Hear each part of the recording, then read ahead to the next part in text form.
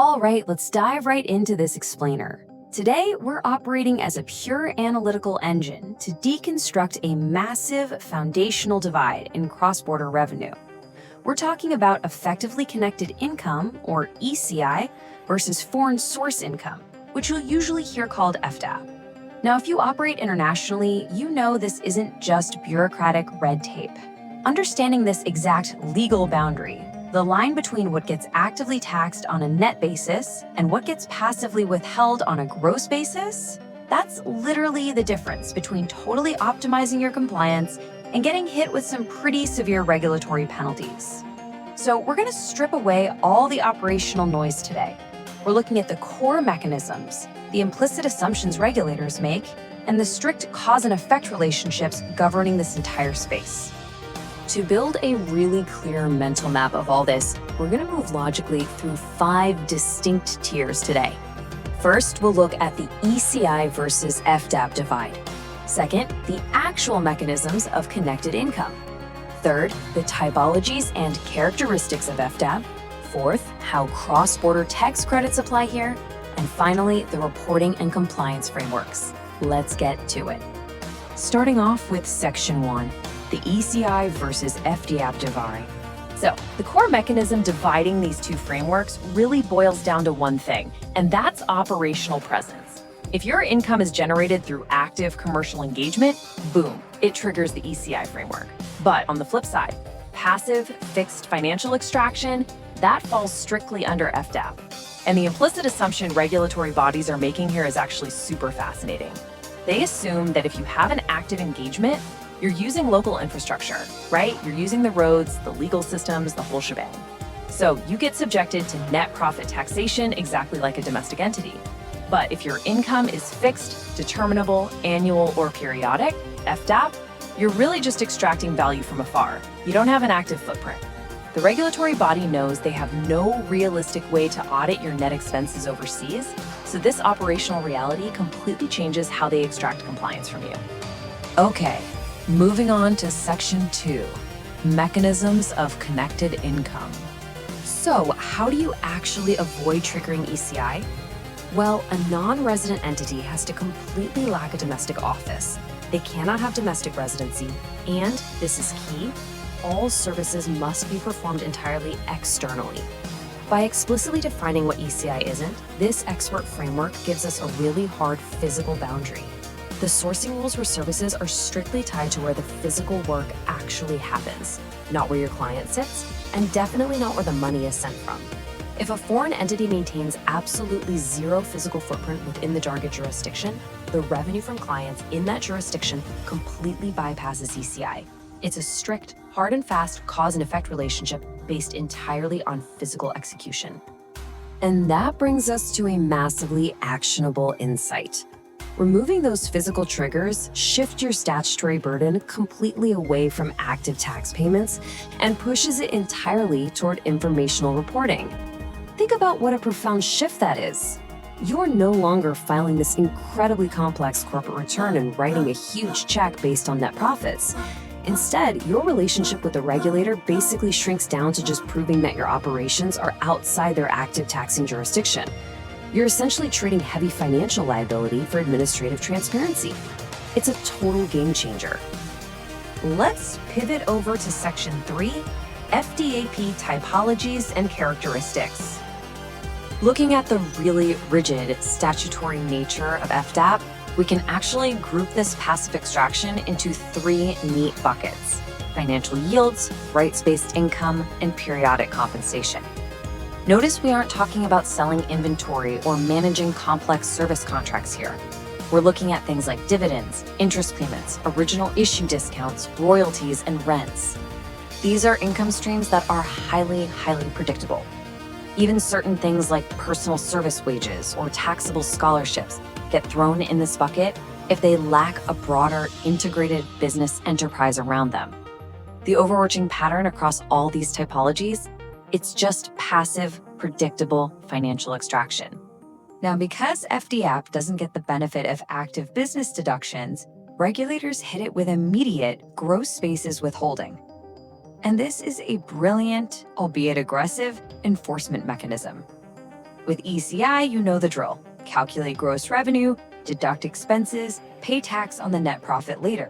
But with FDAP, the domestic paying entity is legally deputized as a withholding agent. They are literally forced to slice the tax right off the top, the absolute gross amount, before a single cent ever crosses the border. The regulatory body operates on the assumption that they will never ever have the jurisdictional reach to audit your foreign expenses. So they just proactively tax the top line figure at the source to completely eliminate any flight risk.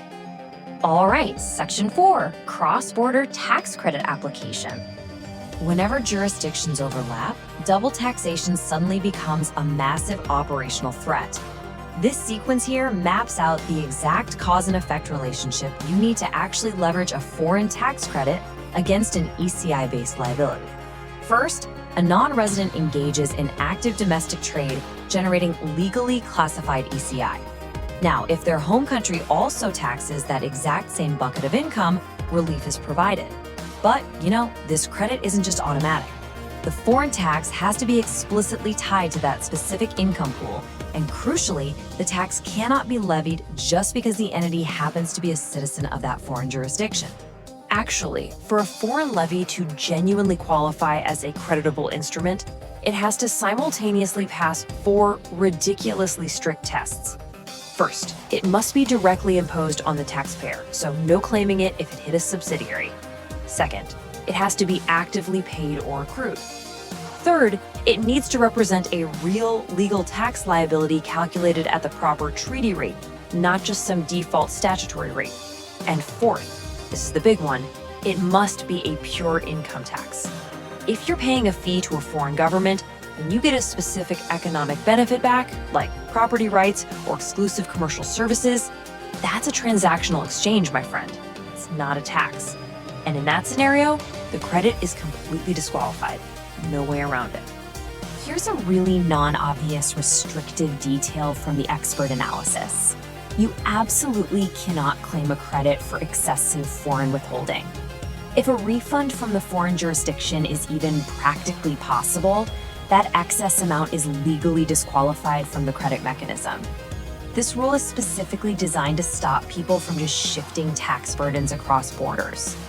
If a foreign entity over-withholds from you, the framework forces you to exhaust all cost-effective administrative remedies to get that refund directly from them first. You can't just lazily pass that overcharge onto your domestic tax credit. If you could, the domestic tax base would essentially be subsidizing foreign overcollection, and honestly, taxpayers would have zero incentive to ever fight improper foreign taxation. Furthermore, while most entities just default to the cash method, claiming the credit when the capital literally changes hands, choosing to lock into the accrued method permanently alters your compliance timing. This is a perfect example of how an accounting election dictates your regulatory reality. Electing the accrued method lets you claim the credit when all events have occurred that fix the tax liability, which is usually the last day of the foreign tax year. But here's the trap.